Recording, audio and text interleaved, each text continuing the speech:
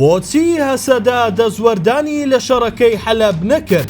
ئایا هێرشەکەی سەر شێخ مەقسوود و ئەشرەفیا پیلانگێریەک بوو لە دژی هەسەدا؟ ئاژانسی ڕۆژاڤا نێتوۆرک راپۆرتێکی لەسەر هێرشی چەند ڕۆژی ڕابردووی هێزەکانی ئەحمەد شەرع بۆ سەر هەردوو گەڕەکە کوردنشینەکە شێخ مەقسوود و ئەشرەفیا بڵاو کردوتەوە. لە راپۆرتەکەدا هاتووە ئازارەکان ڕاستەقینەن، دانیشتوانی کورد بە تایبەتی ئەوانەی لە شاری عەفرین ئاوارە بوون جارێکی دیکە لە حەلەب لێیاندرا. شێخ مەقسوود و ئەشرەفیا بوونە سیمبولی ئاوارەبوونی سێەم. ئاژانسەکە دەڵێت ئەوەی ڕوویدا دەرئەنجامی لێکتێگەیشتنێکی تورکیا و ئەمریکا بوو. حەلەب وەک ناوچەی کای تورکیا مامەڵەی لەگەڵ کراو، ناوچەکانی ڕۆژهەڵاتی فوراتیش وەک خاکی هەسەدا پێناسەکران.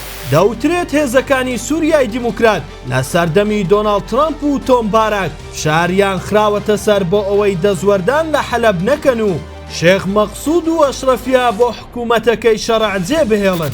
بەپێی راپۆرتەکەی ئاژانسی ڕۆژاڤا، مەزلوم عەبدی فەرماندەی هێزەکانی سووریای دیموکرات هێزەکانی ئاسایشی ناوخۆی حەلەبی ئاگادار کردوتەوە کەوا واشنتۆن دژی دەزوەردانی هێزەکانی سووریای دیموکراتە لە حەلەب ئاسایشی ژڕەتی کردەوە هێزەکانیان لە شێخ مەقسوود بکشێنەوە و مانەوەیان هەڵبژار.